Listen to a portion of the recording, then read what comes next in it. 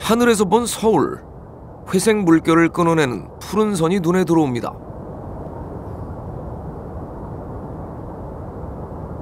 마치 숲처럼 보이는 이곳은 다름 아닌 아파트 단지. 서울환경연합 최진우 박사와 함께 강남의 한 아파트를 찾았습니다. 아파트를 지을 때 그 녹지 면적을 갖추게 되어 있고 나무를 일정 정도 이상 심게 되어 있어요. 그래서 그런 나무들이 10년, 20년, 30년이 지나다 보니까 꽤 울창하게 자라고 이 아파트가 숲 속에서 있는 주거지가 되는 거죠. 아파트 주거 환경이 발달한 우리나라에서 볼 수 있는 독특한 풍경. 그래서 이런 곳을 아파트 숲이라 부릅니다. 이 부지가 40년 전에 개발되었으니까 40년생 이렇게 쉽게 좀 간주하는 경우가 있는데 최소한 20년 정도는 된 나무를 심은 거기 때문에 나이는 이제 60살 정도 된 거죠. 어엿한 숲이라 할 만큼 멋진 생태계가 만들어졌습니다.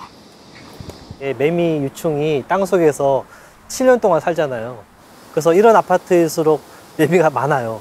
또 그런 곤충, 벌레들을 잡아먹기 위해서 새들이 많이 오는데 박새, 새박새 또는 뭐 딱새, 곤줄박이 그런 새들을 흔히 잘 볼 수가 있고요. 이런 오래된 아파트 숲이 소중한 또 다른 이유가 있습니다.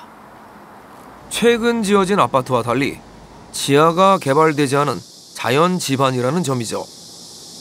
이 도심 한복판에는 뭔가 공원 하나 새로 만들려면 엄청난 토지 보상비가 필요하거든요. 그래서 우리가 그 역할을 할 수 있는 게 사유지이지만 공동주택 단지에 의무적으로 확보를 해야 되는 녹지 지역이거든요. 하지만 이곳을 비롯한 서울의 오래된 아파트들은 재개발을 앞두고 있습니다. 아파트 숲에겐 남은 시간이 그리 많지 않습니다. 보통 재건축 재개발이 되면 되게 다시 건물을 높게 짓고 지하까지 다 개발하기 때문에 이 자연지반 녹지들이 다시 다 거의 사라지게 되는 상황이 있습니다. 나무들이 대부분 베어지거나 일부 이식되어서 처리가 되는데 90%의 나무는 그냥 베어져서 폐기물 처리가 되고 한 10%의 나무는 옮겨지는 거예요. 주변에는 이미 개발을 마친 단지들이 있어 이곳의 미래를 가능케 합니다. 40년간 조성된 도심 생태계가 사라지는 겁니다.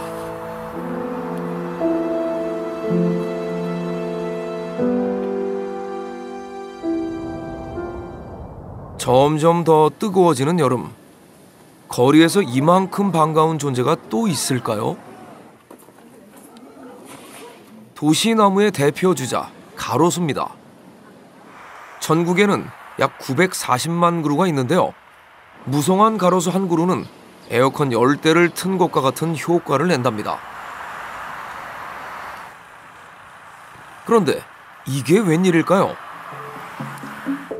봄을 맞아 다른 나무들은 싱그러운 잎을 내밀었는데 플라타너스는 아직 헐벗은 몸을 드러내고 있습니다. 수종 차이 때문은 아닙니다. 도시 숲에 속한 나무와 가로수, 그 1m의 경계가 차이를 만들었습니다. 가로수에 대한 강한 가지치기 때문입니다. 상가 간판을 가리기 때문에, 가을철 낙엽이 너무 많기 때문에, 몸집이 너무 커졌기 때문에 가로수는 갖은 이유로 잘려나갑니다. 간신히 피운 새싹은 이들의 살기 위한 몸부림일까요? 도시나무에 대한 청우는 놀라울 만큼 가혹합니다.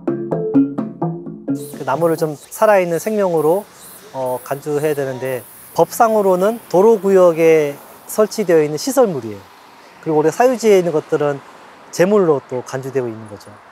저렇게 팔다리가 잘리면 억지로 살아가는 거고 점점 이렇게 쇠퇴하고 있는 건데 그냥 여전히 잘 살고 있는 것처럼 이해하는 좀 잘못된 인식이 있고요.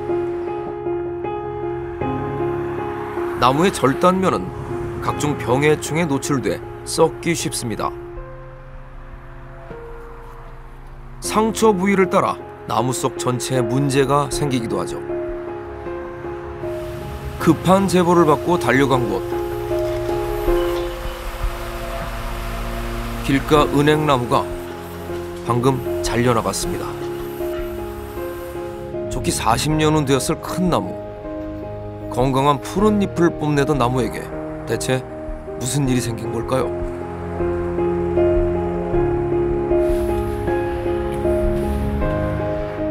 담당 부처에선 가을철 열매가 맺히지 않도록 암나무를 베어낸 것이라고 설명합니다. 은행 냄새에 대한 민원이 많다는 겁니다.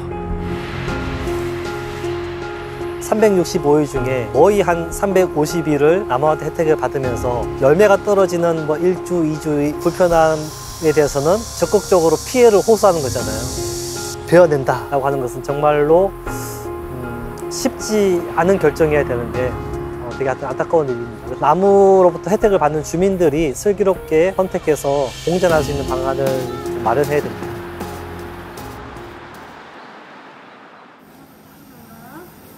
개발 논리와 당장의 이익 앞에서 나무가 누릴 공간은 무시되기 일쑤입니다. 수령 300년이 넘은 회화나무, 부산 은골의 터줏대감은 가옥 사이 좁은 틈에서 몸을 구긴 채 살아갑니다. 그나마 이렇게라도 생을 이어가는 것을 다행이라고 해야 할까요? 바로 옆마을 주례동에 살던 회화나무는 더 심한 고초를 겪었습니다.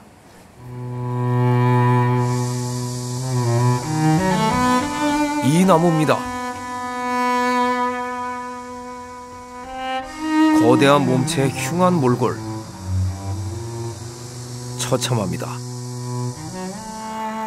600살의 노구로 간신히 푸른 잎을 내밀었지만 살아있는 나무라 하기 어려울 정도인데요.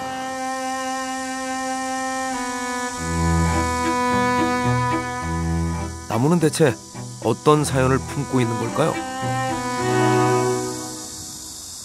이 나무는 사상의 주례라는 곳에서 오랫동안 틀을 잡고 살아오신 어르신이죠. 수령은 우리가 추정하기로 한 500~600년 된다. 지금 보시다시피 지금은 형편없이 이렇게 서 있지만은 정말로 이렇게 여름 시기 되면은 하나의 우주가 떠 있는 그런 모습을 보여주신 그런 나무였습니다.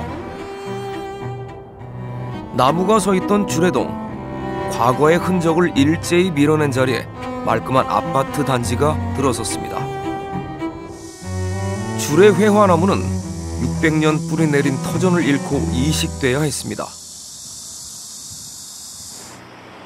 이식이 되고 또 몇 번의 어떤 또 삼터를 가지고 바꾸시면서 상당히 많이 이제 손상을 당하셨죠.